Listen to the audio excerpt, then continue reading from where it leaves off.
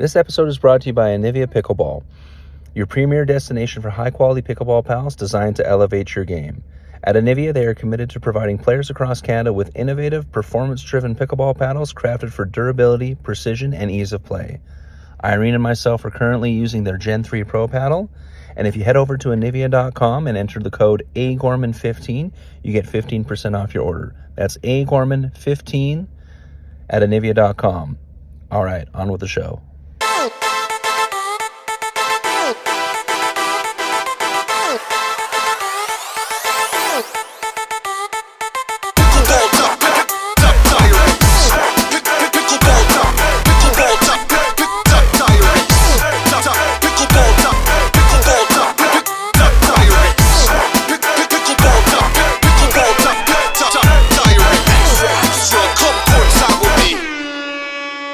Hello, everyone, and welcome back to the Pickleball Diaries podcast. I am your host, Andrew Gorman. As always, I'm joined by my partner in crime, certified pickleball referee Victor Chan. How's it going, Vic? It's been a bit. You were a little sick. I was really busy with work, so it's been a while since our last episode. But how are you feeling now? Yeah, sorry everyone. We've been gone. We're kind of no show for a while, or on our Instagram feed does not show us on. Basically, we don't have even our face on for a while. I was pretty sick. Caught a pretty big bad cold. Luckily, well, actually, no, not luckily. Well, unfortunately, I gave it to everyone except the baby, so which is like the fortunately part, but it's still annoying. Yeah, just runs through the household like wildfire, so it sucks. But yeah, so we got some big news. Obviously, we had the DUPR ReSet come out. We'll come up with that in a sec. But of course, one of the biggest news, Pickleball World Cup announced where they're going to be this year. They're going to be in Da Nang in Vietnam, August 30th to September 6th. So, hey, if you've never been to Vietnam, maybe sign your name up to be on Team Canada and get a trip out of it to play pickleball. Super stoked about that.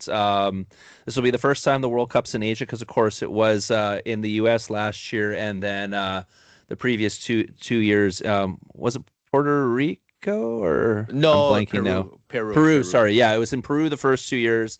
U.S. last year, so now first.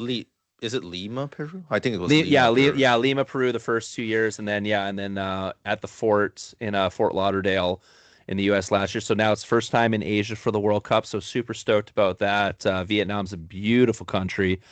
So super stoked about that. Hopefully, maybe Vic, we can make ourselves available and we can go either as management or we'll discuss this right now. Because of scheduling conflicts, there might even be a possibility we could sign up to be players on the team.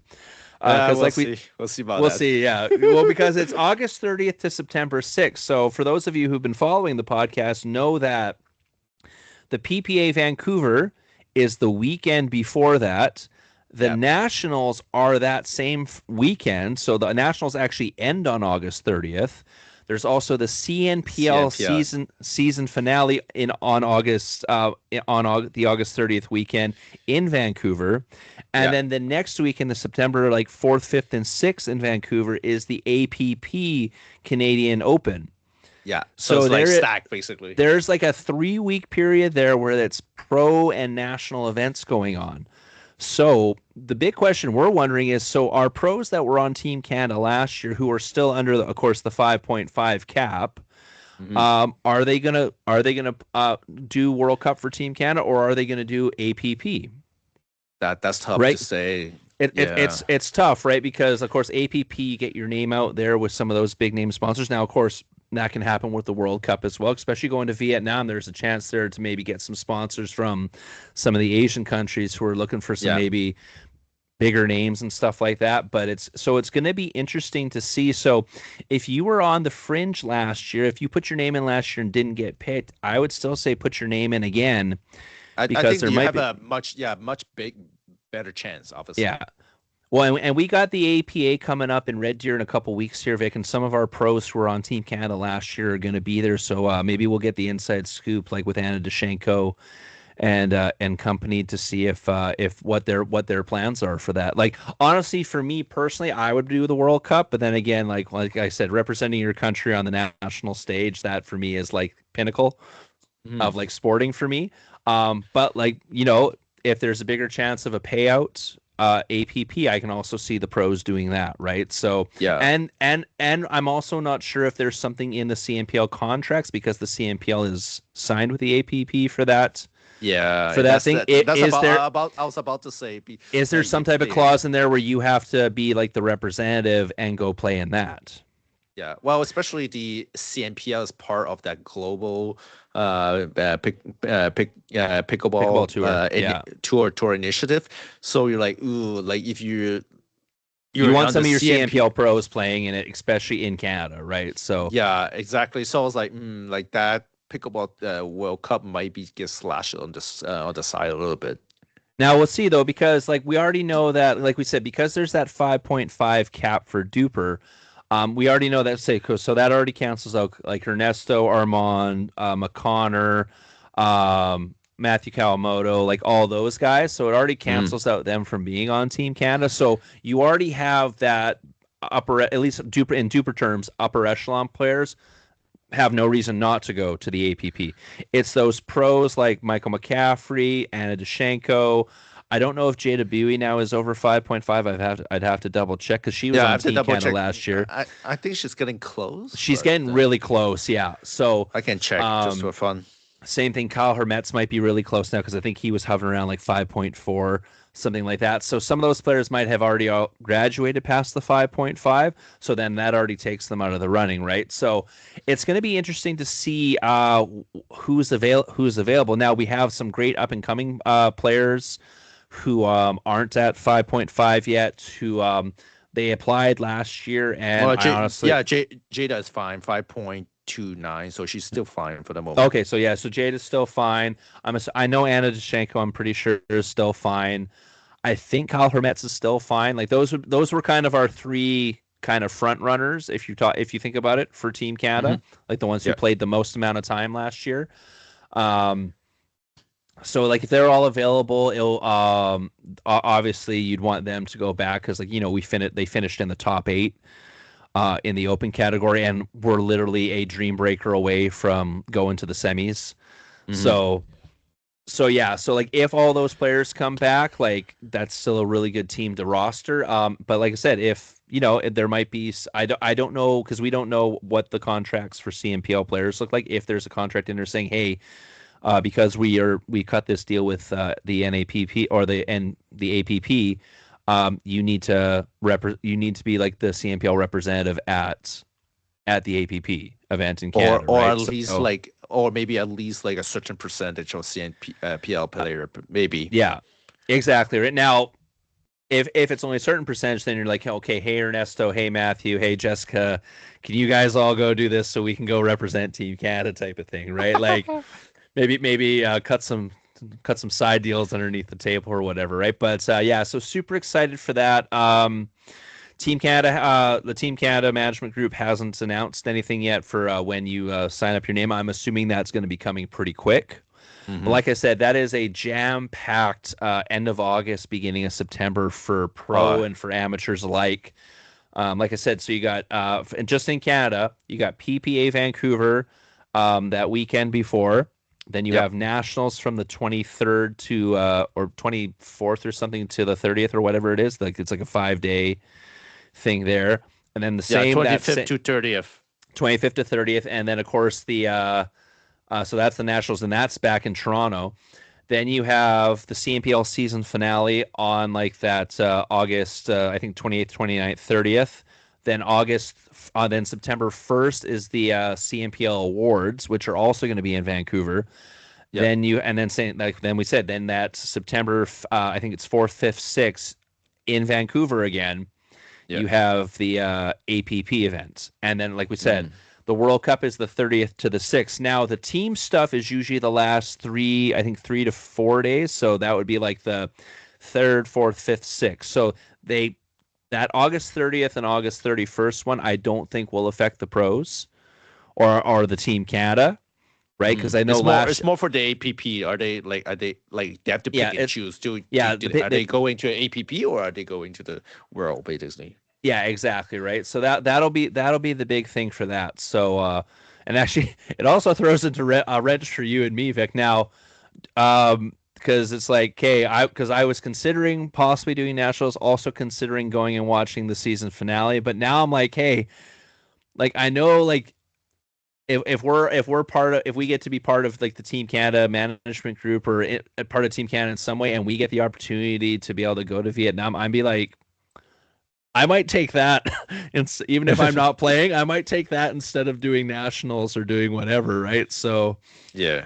I technically have like 8 or 9 days left of annual leave that I haven't used. So I'm like, I've been holding on to it because once this got announced, I was like, okay, I need to like get all my ducks in a row and figure out what are my What's options left? here. So, because honestly, I might like if that's the case where I like, hey, I get to be part of Team Canada, even if it's just on a management type of thing standpoint, I'd be like, hey, yeah, I'm gonna go do that and get to go to Vietnam. I haven't been there yet.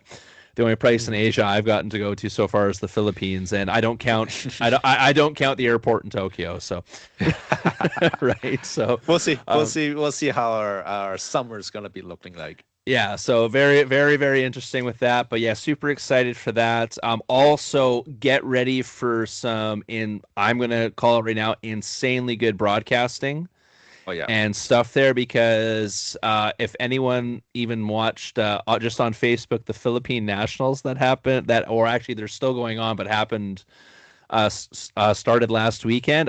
Asia knows how to do sports and do it well. Like they get behind that shit amazingly.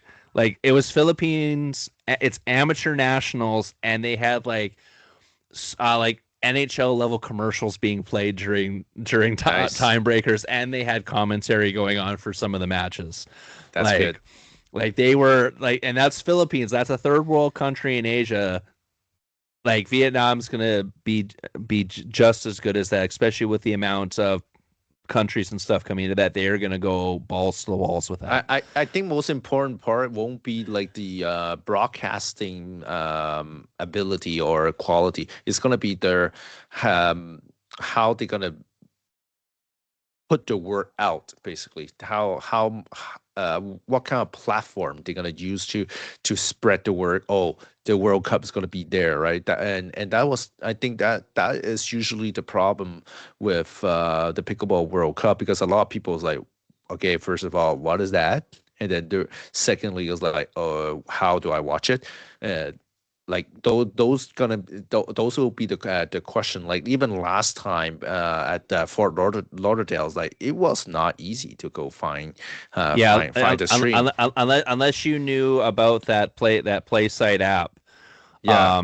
Yeah, because there's a couple. Obviously, some of the matches were on the YouTube channel, but then if you want to watch anything else, on the kitchen, but like that got announced kind of very last minute too. It wasn't like super ahead of time when it got announced. So, but I don't know about for like North American watching, but for Asia watching, I guarantee you that's going to be, and also turnout of people coming to watch.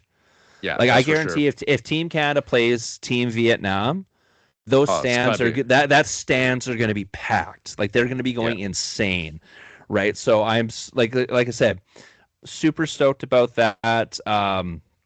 Looking forward to it. And then yeah, so it's like I said, going to be interesting. We're going to have to see timing wise what we're doing. Vic also has other things coming up that also might affect his availability. So so for time frame, so we'll see what it we'll probably have a better idea probably around, I'd say, June, July, what our time frames are going to be for that, because like I know like I'm doing like I'm playing APA, playing provincials this year in Calgary. Right now, those are the only two I'm signed up for. I'm probably gonna play season opener, I think. But it depends. Like but so far for me, I don't think like nationals. I know I'm gonna get early bird registration, but because of the gold medal last year in singles, but it's in Toronto and that's an expensive flight, especially with the price of oil right now. So yeah, do you want to talk about the national like? Hey everyone, we want to give a big shout out to one of our sponsors, Cling Pickleball Compression Wear. They're a Canadian-based company that is made specifically for pickleball players by pickleball players. I personally love their compression socks. I use them all the time when I'm in tournaments. However, they are also the designers of the CMPL Northern Lights jerseys, which you can get at their shop. Irene also loves their ladies compression tops, and she wears those when she plays in the tournaments as well as the socks as well. So head on over to clingpickleball.com and check out what they got in stock for you. Back to the episode. You know what? Seeing how I just said it, so and actually we'll use that to bleed in. So we'll bring up because we'll talk about it now. Why not? So Nationals, Vic, it's a lottery this year to get in. Yeah, I kind of hinted, like I hinted at you, like, oh, some people was telling me it's gonna be a freaking lottery system. I was like, like a U.S. Open, like the U.S. Open lottery system. I was like, why you do that? I think the only reason why they're doing that is because it's like as much as I like the Pickleplex, it's 2 locations, and I don't know how many courts are there, but I guarantee you it's not going to be a combined like 35, I think it was like 35 to 40 courts. Yeah, it's 12 and 15, something like that. 12 and 15, yeah. So you're looking at 20-something courts, so they have to cap it. Yeah. Because on average, Nationals is getting, what, 700 plus athletes? Usually, yeah, 700 to 800, basically. Yeah, and you're normally getting at least 33 courts with that. So all of a sudden you're losing about almost 9 courts. You're right about the court, and also I think also the max capacity of those facilities. Yeah, I think that could be the reason too, because they hopefully they learn, like they kind of learned their lessons already for from the previous ones, that they overcrowded a tennis center that was not equipped to basically host that amount of people in there. Yeah. So that's it's unfortunate that they're doing that, because I honestly don't think it's at the level yet you'd have to do that. No, no, I don't think so, because first of all, most important part is there's how many tournaments in Canada that sanctioned Pickleball Canada sanctioned in Canada. Like you're lucky. You're lucky to get maybe 3 per province. Yeah, it's like not counting. You're getting provincials in every province, and then if a province is lucky, they might have 1 or 2 more. Yeah, I'd say on average about 3, because BC and Alberta have a lot more than a lot of places. But if you compare if you add all the provinces, Ontario has a couple, because they, instead of doing provincial, they do like basically almost like a provincial qualifier before the provincial. That's how Ontario does. So those ones are sanctioned. But I'll say other than like the BC, Alberta, and Ontario, I was like, ooh, you probably only have provincial, and that's all basically. Especially if we're talking sanctioned, right? So if you were to average it all out, I'd say roughly 3 per province a year, type of thing, if you're lucky. Yeah, because a lot of tournaments now aren't sanctioned, especially if they're just facility run tournaments, right? So, I'll be interested to see what happens next year, because I'm assuming next year it's either going to be at the 315 here in Calgary, or it's going to be at the Nest. I'm leaning more towards the Nest, just because you got Steve Deakin backing that. You're going to get to see what it looks like with a big tournament with the 2 PPAs coming this year.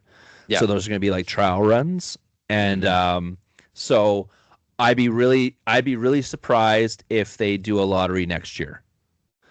With a bigger facility. Yeah, I hope not. Like US Open, I got it. They have like freaking 3,000 plus people every time to sign up and play. So got it. They need the lottery, and they build such a crowd that there is so many people registering for a tournament. Canada, I was like, we're not there yet. We're not over 1,000. We're not even at 1,000 yet. I think, like I said, last year it capped out at like about 750 ish, if that, right? So I think that will also frustrate a lot of people, because a lot of people is like, I want to go, and then you're like, I have to put the freaking lottery. Then I was like, and I have to plan that in advance, man. And example, Oh, like you like let's say you didn't win the gold medal, like you need to plan your vacation well ahead of times. Then now, do I put my leave on, or should I not put my leave on? Right. yeah, and I'm also interested. So yeah, because when does the lottery get drawn? I don't think I didn't see the date neither. So Yeah, right. So because I know registration opens up like around the end of April. let me double check Because they said if like it 20 is. days. I think their last announcement was like 20 days from now or something like that, or it was like a couple days ago. So I'm gonna say around the April like 16th, 18th, or around 20th, around that week. But yeah, so like say you throw your name in the lottery, but then the lottery doesn't get drawn until like say June. Mhm. That's sometimes for some people too last minute. Like some of us need like a good 3 months advance planning, especially if it's travel, because like that's across the country for like someone like me. Well, it's open on April 23rd. Actually, okay, hang on. It opened on Thursday, April 23rd, and the lottery will take place on April 30th. Okay, well that's Uh, not too bad then. and you need to pay But by May 3rd, but still, anyway. yeah, so if you win the lottery and so say you get in, then you have to have your payment made by the May May 3rd, and then, or else you get bumped off and someone else gets in. The other problem with the lottery is then like you might have some really good players just like miss out because they Yeah. can't get in, That's right? So that's the problem. like That's the problem with the lottery system. I'd almost rather you do okay, winners of provincials get first dibs Yeah.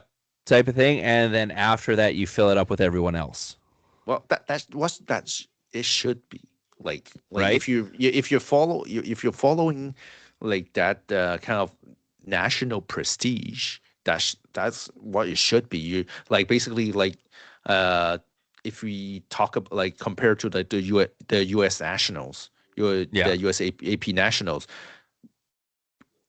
everyone that had to go won a golden ticket, they got the first step to go to get it. Then just advertise your provincial as your golden tickets, right? And that will draw much more people to play on those provincials, right? Yeah, and that's pretty much how every other sport works. Is like you win, like you have like regionals, then you go to provincials, and if you win provincials, you get to go to nationals. Which also makes nationals a little bit easier to schedule because then it's like, okay, well, we have this many provinces, this many territories. So that's like if you even do like every division, every age group, okay, so that's X amount of athletes coming out of each. That's if everyone who wins comes. Yeah. And then okay, that leaves us with X amount of spots after that. Okay, then it's first come, first serve.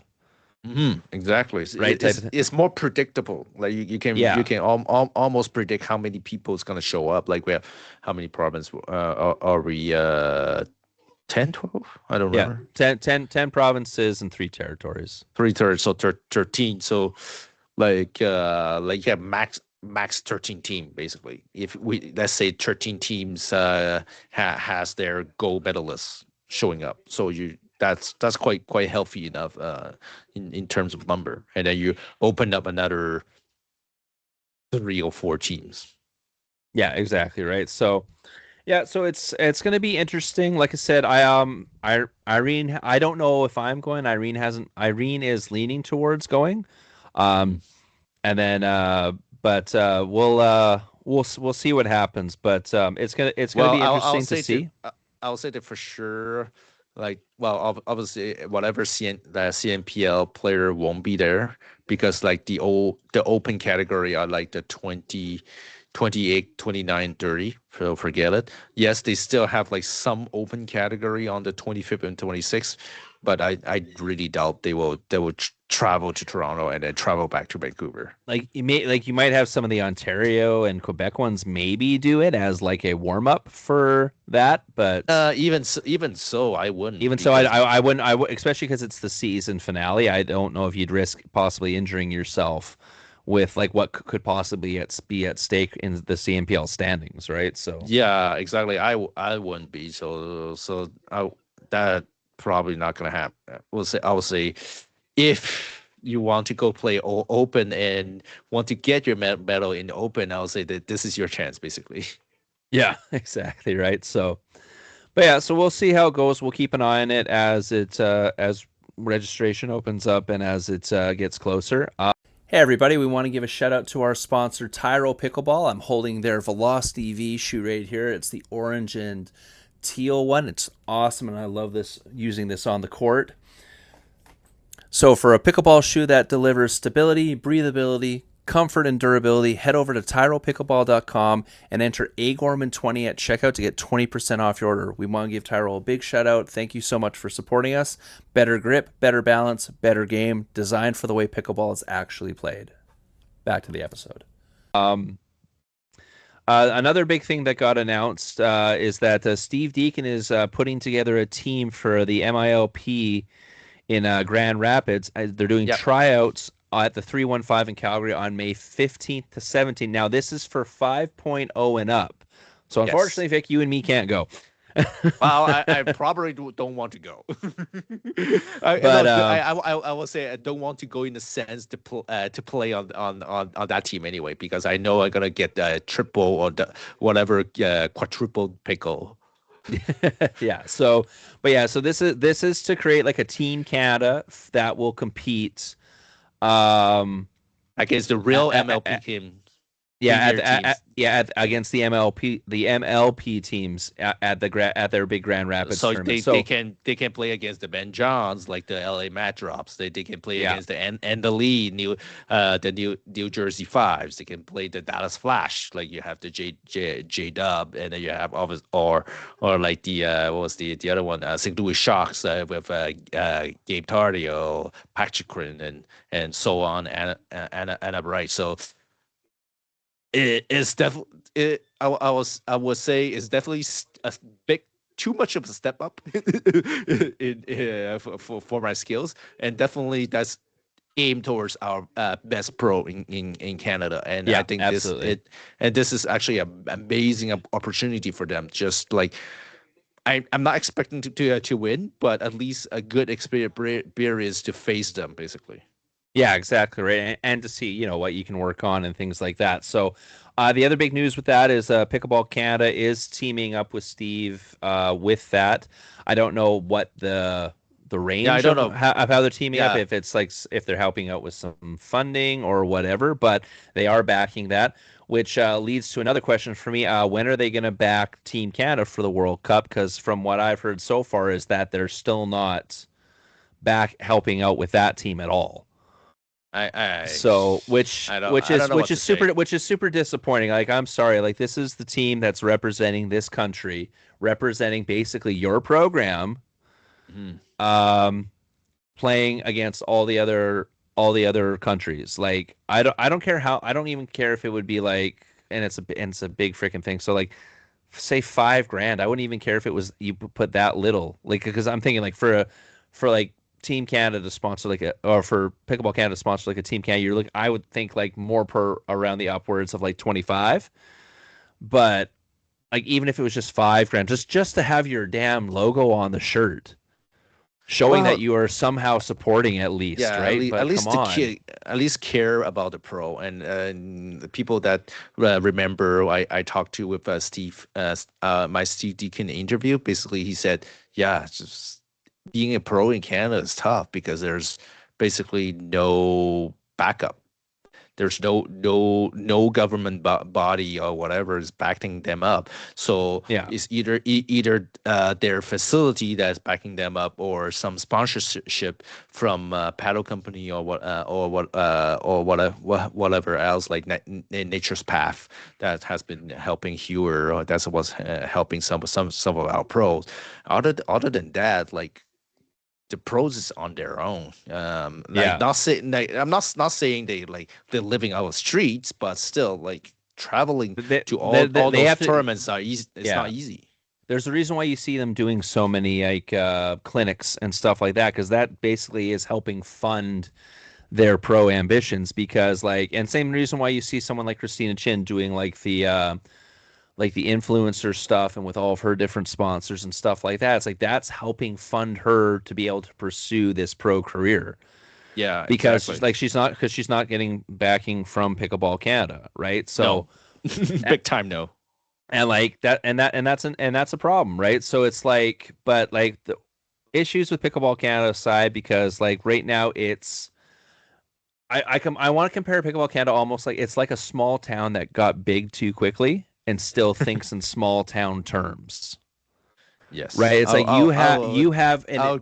I'll agree on that. Yeah, definitely, like I you agree have on an that. insane population of pickleball players and especially junior players up and coming, and you have nothing in place to No, help this nothing. development. Like all of the development of our junior players, like you can give shout outs to like the Team Canada last year, making that junior team Hmm. almost last minute because of what they weren't sure if they could get that set up in time. And then you had a bunch of the pros who are already on Team Canada helping out with training for those Hmm. kids, right? Like the Caroline Hack and some of the other players like Corey Osborne and all of them helping out, right? So it's just like, and same thing, like even if you look at a lot of our really good junior players here in Alberta, like unless they're going to like a Joel Peltier, like a Brad Chapman, there's nothing, there's no programs in place to help develop it. Like Zero.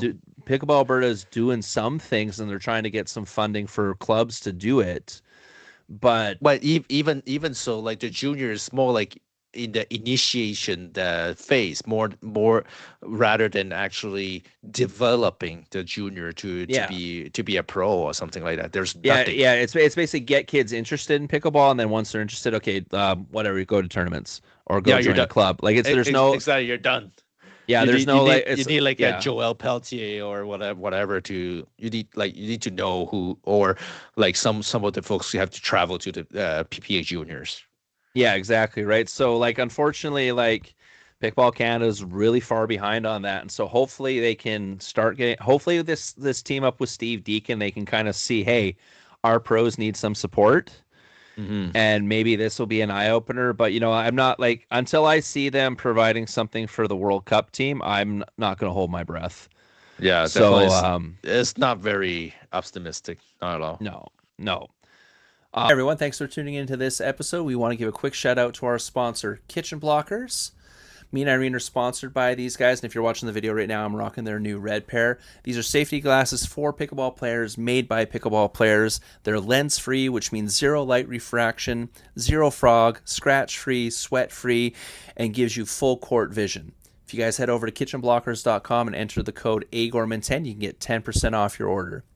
Thanks again for Kitchen Blockers for supporting us and this podcast. Back to the episode. Anyways, so moving on to the big topic that this episode is about, DUPR ReSet is here. It started March 16th. It's going on until May 17th. This is for players if you want to reset your DUPR rating. You pay $34.99.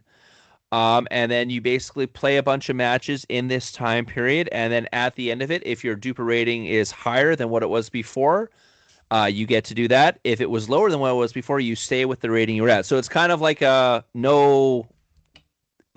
not going to go down if you Yeah. decide to do the reset. Um, there's pros and cons to this. A lot of people calling it a money grab and stuff like that. One of my big problem with the advertising of this, and I'm going to stick this picture up beside us here on the graphic, was the picture that they showed was someone being a 4.6 and then moving up to a 4.7. Yeah, that's To me, like, that doesn't justify why? paying $34.99 for. Like, Exactly. It's like why? to me, this makes sense to do if you're someone who say like right now your DUPR rating is a 3.7, but And you you've move been to a playing in 4-0 or something but like you've been that. playing in like 4-0 tournaments consistently, and it's just like they've been non-DUPR tournaments. Like the scores haven't been going in, but Exactly. so realistically you should be like a 4.3. Hmm. You know what I mean? That makes sense. Or like you're a 4.2 or a 4.3, and realistically you should be about a 4.6. So that way you can play in like tournaments that require you to have a 4.5 DUPR or higher, like the Open Division in provincials, for example. Yeah. Right. It makes sense for someone who to be like, oh, I'm listed at 4.6, but I think I'm a 4.8. That doesn't make sense to me. Yeah, Like that's weird. jumping up, not a category for me doesn't make sense to do this. Mm-hmm. And Vic, I'll let you kind of go into the cons of this. Like I already kind of mentioned money grab with it, but there are some other cons with this, and then I'll kind of go over some more positives that I've sort of half mentioned. Well, like first of all, I'll say if you do a DUPR reset, also it means like, are you basically sure if your algorithm are doing right?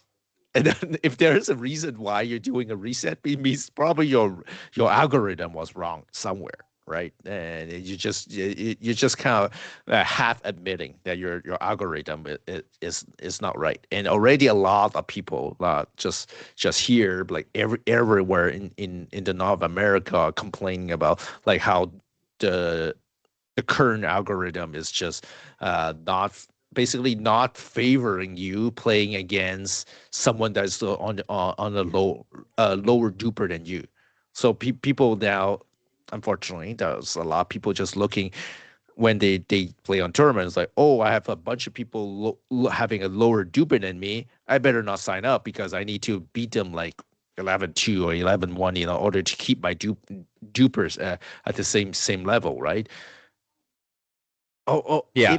If it's already that this is a problem, you just make yourself more of a problem. Like just, like people is not confident about the Duperg algorithm, you just make more people more not like even more uh feel that the algorithm's not trustworthy, basically.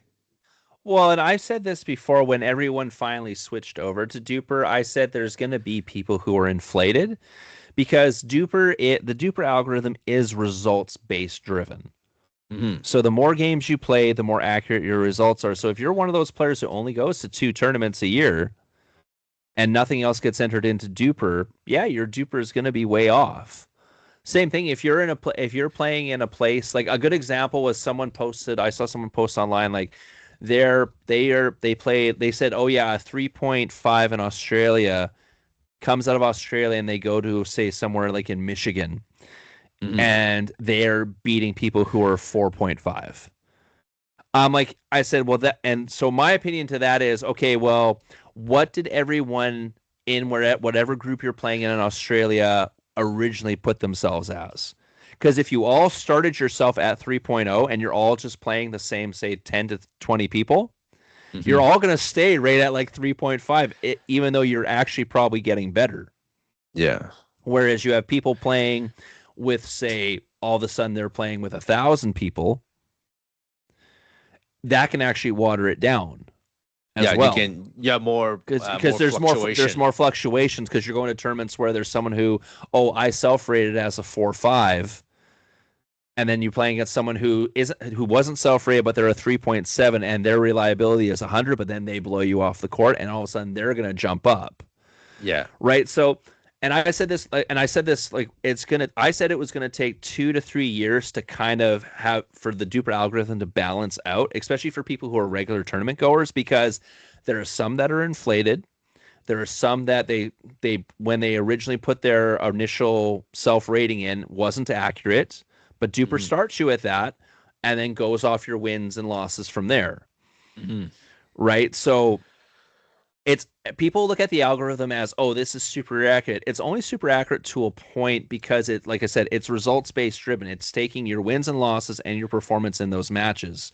So Mm-hmm. if you're not playing consistently and your reliability is garbage, yeah, obviously your Duper rating is going to go all over the place, and also whoever plays you is going to go all over the place a little bit as well, because you're not being consistent with the system, right? It's not a perfect system by any means, but right now it's the best option. I don't see a better option. Other people are calling out these other ones that have like almost zero backing and zero following, and I went online and looked at them, and I'm like, it's almost just Duper, just with a different coat of paint on it.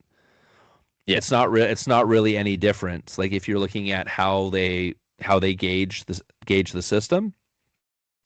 So it's one of those things where it's going to take a year or two, especially if you're a consistent tournament goer, for your rating to kind of level off the where it's supposed to be.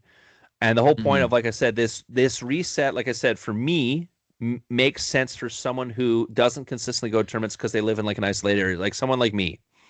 I live up in Peace River. I'm 5.5 hours away from the closest tournament. Yeah. Right. Closest tournament where I'm going to be playing people who are roughly my category. Right. So I get, like I said, I'm signed up for 2 tournaments right now this year. I might, if I'm lucky, get 4. Right. And then, and then my club is also a winter club. So we play a crap ton in the winter. So a lot of times I almost jump up either a whole half category or at least 3/4 of a category over the winter break. And then I come back and I'm all of a sudden beating a bunch of people that I was like right on par with last year. Mm-hmm. So for someone like me, that's hard for me to constantly move up and that's why it took so long for me to move up because I started at 3.0 with the old CTPR system. It took forever for me to get up to 3.5 because I was only going to like 3 or 4 tournaments a year. Well, also how many and that was even worse. It was only like I actually was intentionally only going to sanctioned tournaments once I realized that was the issue. Yeah. Right. Whereas now at least majority of tournaments are putting everything on DUPR, right? So at least then you get a little bit more matches. Now there's DUPR ladders and stuff if you live in bigger centers that you can do to keep your DUPR up or keep it more accurate and things like that. I'm pretty sure there's going to be some club stuff coming out in the coming weeks. I'm just hearing through the grapevine that there might be some club stuff, at least in Alberta or possibly Canada, that might make it easier for people to get their DUPR scores more consistent. But for me, for someone who lives far away, like if my DUPR wasn't already what I considered accurate, like say if I was still listed as like a 4.3, but Vic knows I've gone and won 4.5 tournaments, right? But say that tournament wasn't putting DUPR scores in. Yeah, but I went and won, right? So I'm like, okay, well, I know I'm at least a 4.5, 4.6 because I've gone and won multiple tournaments. Just the scores aren't getting entered in.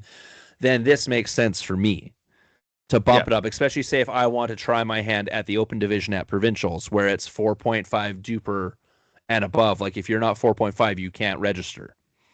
Yeah. Right. So if I want those type of person like you saying I couldn't go, like you're in a remote area, you just couldn't go to many tournaments, or other options like saying they people that's coming back from injury that has train a lot and then they got themselves back to a better level.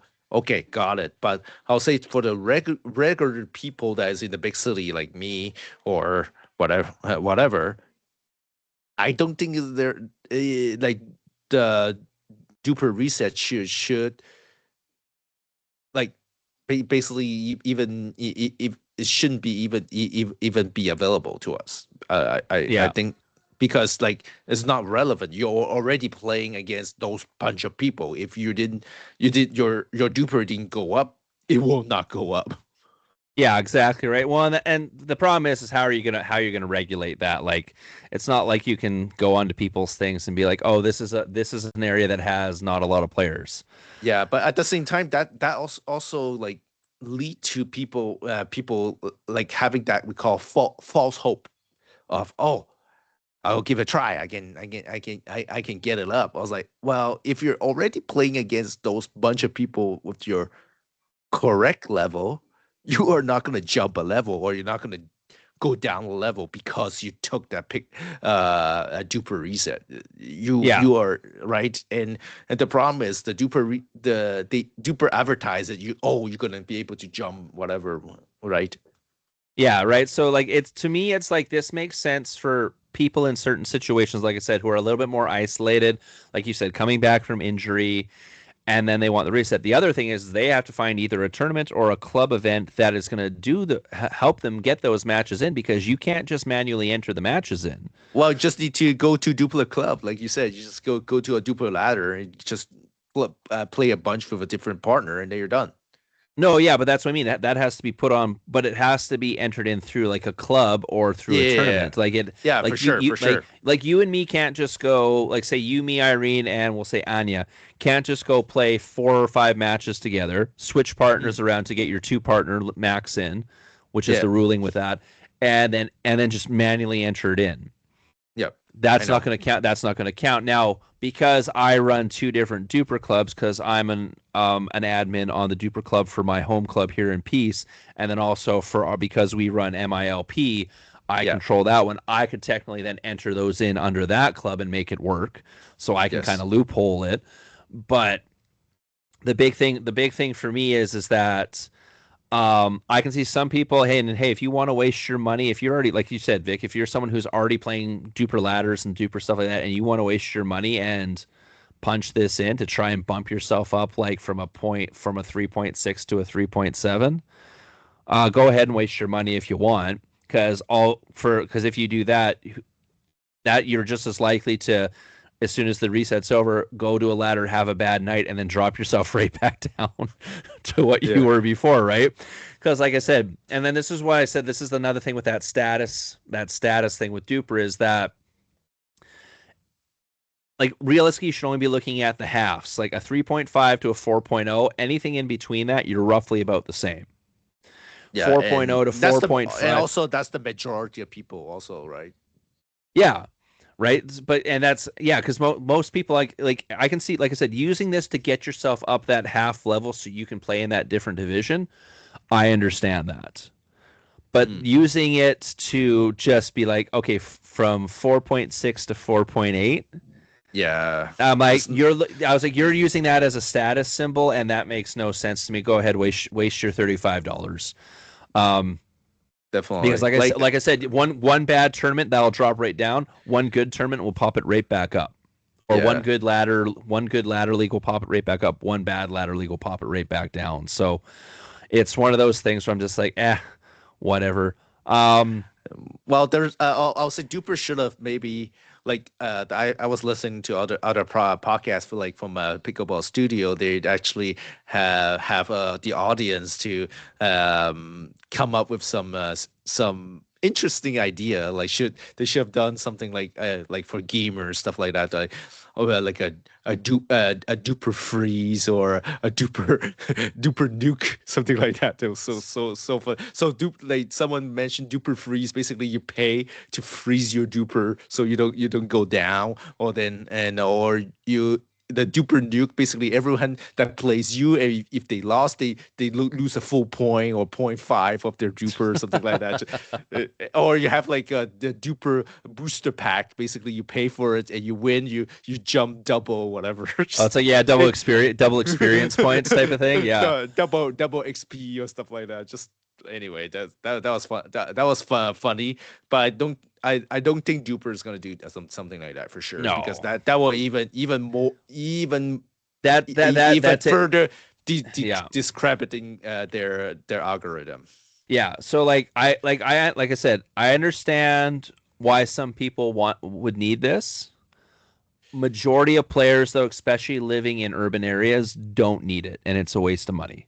Or people that just go to tournaments already regularly does not need to be doing that. No, anyway. Right? Yeah, like I said, unless you're someone who goes to tournaments regularly, but you're like me and live in an isolated place, so you can only limit how many tournaments you go to.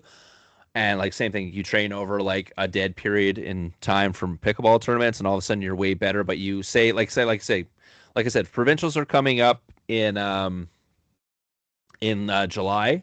Yeah. And like, so for say someone's a 4.3 right now, but they want to play in the open division at provincials. Well, you only have like 3 tournaments to get that rating up.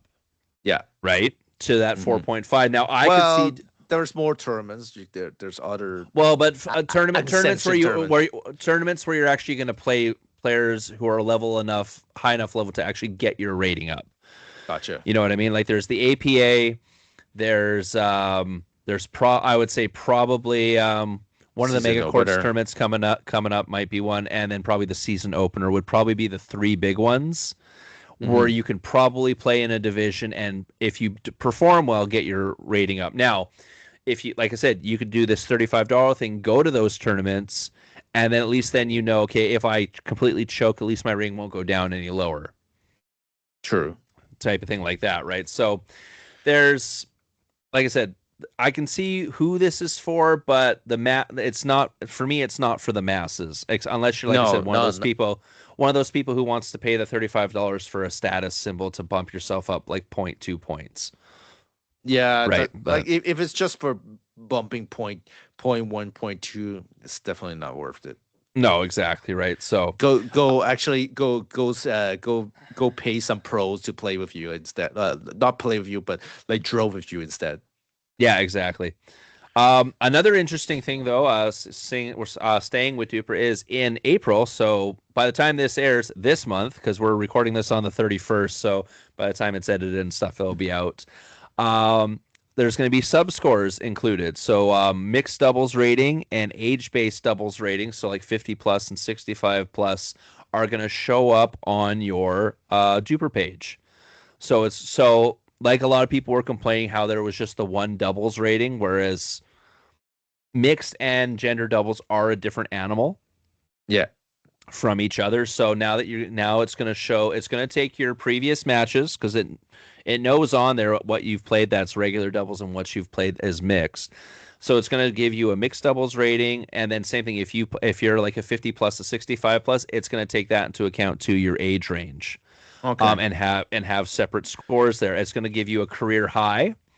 So like say if at one point my highest I got was like 4.899 or something like that. So it'll have that on my page. This was my career high as my highest DUPR rating achieved. It also will allow you to. It's also going to take. They're also going to take that forecast option and actually show you, not just like before. Now you looked at forecast and says, okay, you're the underdog or you're expected to win. Mm-hmm. Now you can actually plug a match in and say, okay, well, what happens if I win 11-5 against these particular players? It'll actually show you how much your DUPR would go up or go down.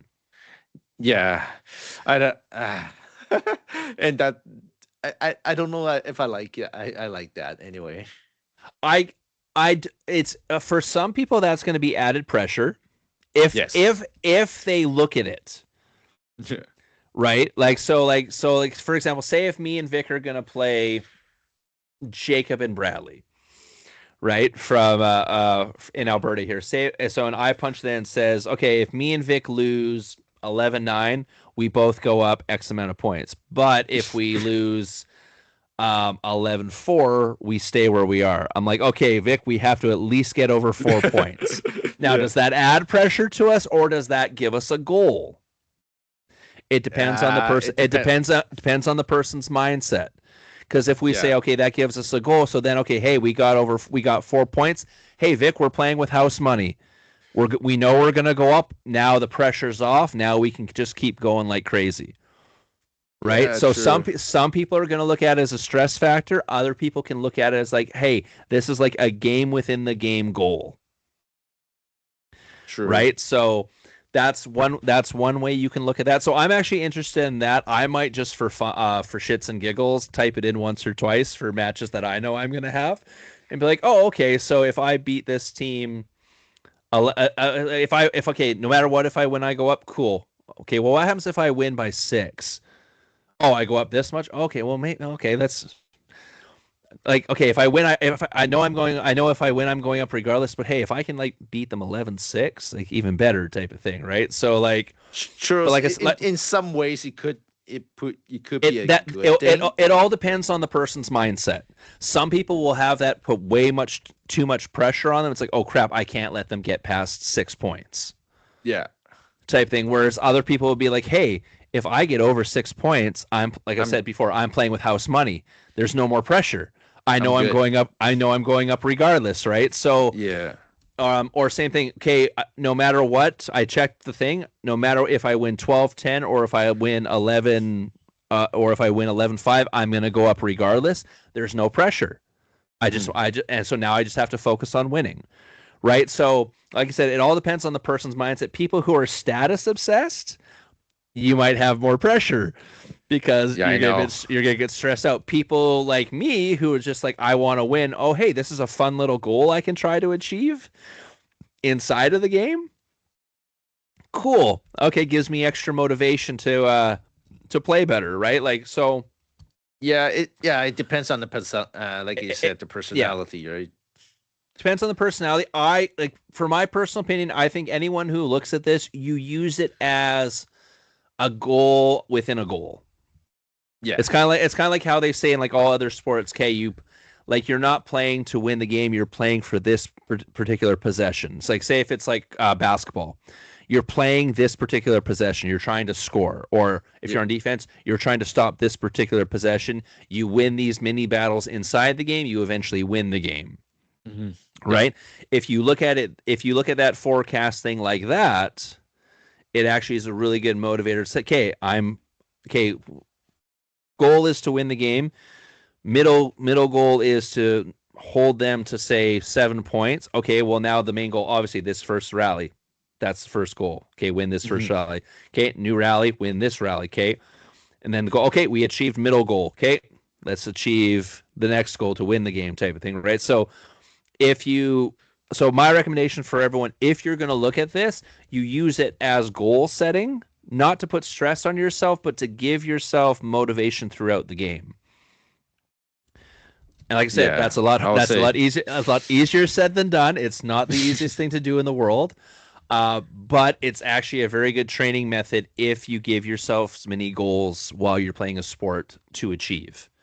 Yeah. Okay, I'm gonna hit my drop shot consistently. You could even say that, for example. That's like a mini goal inside of the game. True. It's like, I know this. Like things like that. Like, or I know this person has a weak backhand. Okay, I'm gonna make sure I focus on that. And then if you keep achieving those mini goals or mini battles inside the game, you eventually end up winning the game because it's basically the person who wins the more mini battles at the end of it, right? So.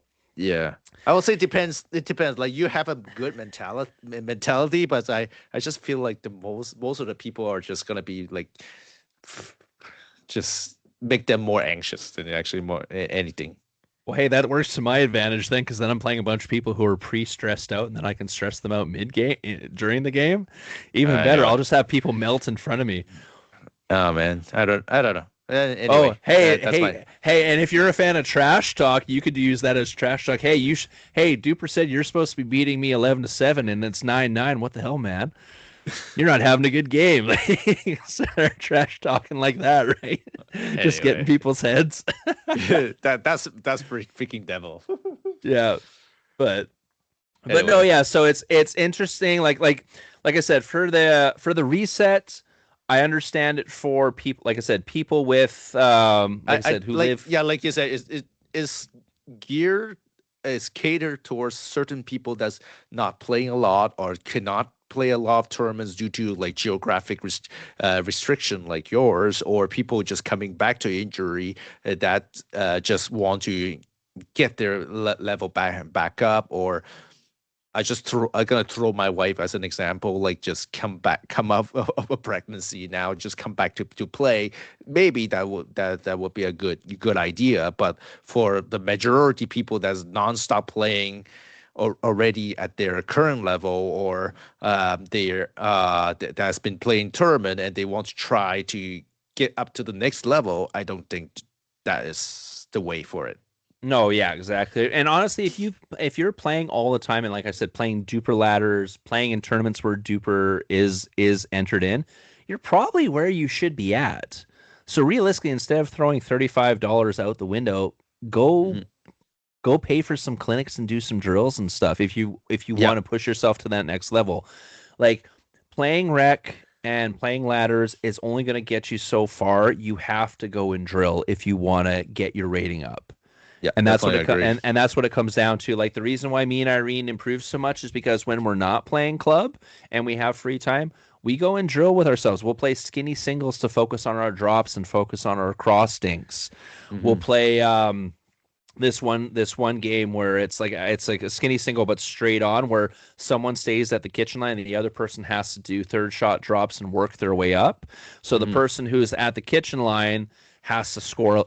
They win by scoring 11 points. The person at the baseline, the 11-7 or 7-11, right. So that's a really good competitive drill to work on your third shot drops and your approach, right. And same thing for the other person. It's working on keeping the person back. Yeah. right? So it's things like that you have to do. Like you're better off spending money and going to a clinic run by like a pro or like a coach and doing drills than you are doing this DUPR resets. Like I said, if you're already consistently playing all the time. Yeah, and you're just saying probably what I might be doing in the distant future. Travel to see Ernesto every 2 months. You're gonna have a Vic. If Vic in a couple of months, you're gonna have a real appreciation of what I do. I know already. I'm gonna probably book a few that CNPL pros. Like, can I come drill with you guys? Can I come drill with you guys? Can I come drill with you guys? Yeah, exactly, right. You're like, I got money. I can pay for private lessons, right? So, but yeah, so overall, actually, here in Vic, because we didn't really say, here's the basic rule. You must compete in a minimum of 8 matches with at least 2 different partners for doubles, or 8 matches against at least 2 different opponents for singles. Okay. There's no maximum number of matches or partners as long as you meet the minimum. Mm-hmm. If you don't meet the minimum, then your rating just reverts back to your original. All match results are eligible to count towards the reset rating and minimum requirements, except for self-reported matches. So, like we were saying earlier, you can't just go out into the in the back and enter our game in, because we play, like, say you, me, Irene, and May went out and played. I played 2 games with Irene. I played 2 games with you. I played 2 games with May. And whatever. I can't just manually enter those in. You confirm it, and then those count. Those don't count. Like we said, it has to be through a club program, through like a DUPR ladder, through a tournament. That's how those get entered in, right? So, And like I said, the one good thing, if you do really want to do this, your rating's not going to go down. You either are going to maintain. It's basically you have your your rating that you're at. DUPR freeze, like we said. Yeah, it's basically a freeze, right? So you either have the rating that you started with going into the freeze, or whatever your rating was at the end of the reset period, whatever the one's the higher one. Yeah, just I'm thinking about it. They should just call it DUPR freeze instead of DUPR reset. Yeah, exactly, right. Now that we're thinking marketing. No, yeah, you're right. Exactly. Am I right? So, and then you should be using this to market for every freaking tournament, because now you can tell to everyone, basically you can play whatever tournaments you want until in this time frame. If you pay this money, if you get trash 11-0, doesn't matter. Your DUPR does not go down, basically. Okay, so if we want to use that for advertising, hey guys, our MILP tournament on April 18th is still up. It is during this March 16th to May 17th. So if you are planning on doing the DUPR reset, you should come play in our tournament, because it's a free way to possibly bump yourself up. We're not free, but you have to pay the $35 and then you pay the registration fee. But you know what I'm saying? It's a tournament that's getting entered into DUPR, so it's a chance to bump your rating up. There you go. Don't forget to register. It's 3v3 mix, 2 guys, 1 girl, 2 mixed matches, 1 men's match. there you go, Vic. There you go. That's what I want to hear. Anyway. So we're just short of an hour, Vic. Do we want to do the Team Alberta, or do we want to save that for next week or next one? Let's do it the next one. I think that's going to be that's going to be long, and it's related to nationals, so we'll do one more thing on nationals after that. Vic, do we have anything else coming up? Any more interviews you got lined up? No, unfortunately, I've been sick, and then I think there's just basically me being also very busy. I kind of winding down a little bit that part. We'll tell you guys a little bit more what's going on with me when I have everything solidify. Andrew knows, a lot of people already know, but in anyway, that's the reason why I'm winding down a little bit my stuff. But I'll try to do as much interview or paddle review as I can. But definitely, I will say the next month or so, you might see that I'm winding down my operation a little bit. Yeah, we have a bit of a hiatus, at least until like late September, October type of deal. Yeah, until I move. Anyway, we'll see. Yeah, We'll see. We'll see. Yeah, what's going. we'll announce it once it's completely solidified what's going on. But yeah, so we got. I'm going to be competing at the APA with Irene. Irene's playing pro women's doubles and women's singles. Me and her are playing 4.5 in mixed. I'm playing men's mixed 4.5. I'm not doing singles because their singles is early in the week and I can't make it. And I'm not even though I'm the 3.5 national champion, that's not good enough to play in the pro singles on the Fridays. So. Well, I'll be there. You can always try against McConnor. That's fun. I might bug McConnor just to have an exhibition match to say 6 points. Be like, hey, the Open national champion versus the 3.5 national champion. I'll bug him about that maybe when we get there because McConnor will be there. So yeah, I'll be there Friday, Saturday, Sunday. This Red Deer, April 20. I think the whole thing is 22nd to the 26th, but I'll be there from the 24th to 26th. Vic, you're going to be there on the 25th. Well, we'll see. Yeah, I'm definitely going to be there for the 25th. Michael hasn't solidified how much time he need from me for a referee, so we'll see about that. And unfortunately, on 26th, I'm flying down to San Antonio for my course. So unfortunately, I won't be there till the end of it. Yeah. But yeah, so we'll both be there. So if you're in the area coming to watch or coming to play, come say hi to us. There's going to be a lot of pros there, so maybe we can get a couple, even if we don't get camera interviews, we can talk to some of them, get some scoops. Like I said, I'll probably be asking Anna Deshenko what her plans are for World Cup. Yeah. And stuff like that. Joel's going to be there because that's, of course, his home facility. You're going to have Michael Chow there. You're going to have Corey Osborne there. Lucas Wong's going to be there. Brad Chapman's going to be there. Kim Layton. So we got a crap ton of some of the best pros in Canada coming to that. So it's going to be really fun to watch them play and then also play. Hopefully I can bring back one of those awesome rings that the APA gives out. That's my goal. Yeah. So I'm playing men's doubles, mixed doubles with Irene. Irene's playing women's pro singles, women's pro doubles, and then playing regular 4 or 5 with me.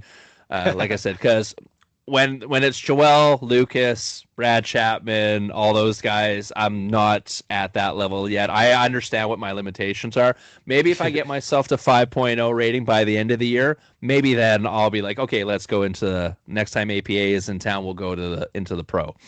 Yeah, right, but I think until I pass the 5.0 threshold, I'm not planning on going against those guys on a consistent basis. Oh yeah, because they're just next level. TV, it's difficult. As TV or video does not show justice to the speed and the spin that they put. Right, you look at TV, it's like I can't do that. Well.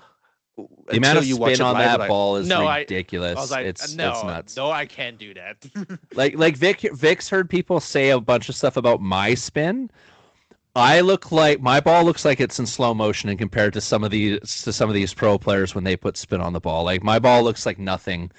Yeah, I know. I've gotten comments that I have lots of good spin shots, but I'm nowhere near some of the level of some of these pro players. So, and in fact, most of my shots, it's me mimicking their shots.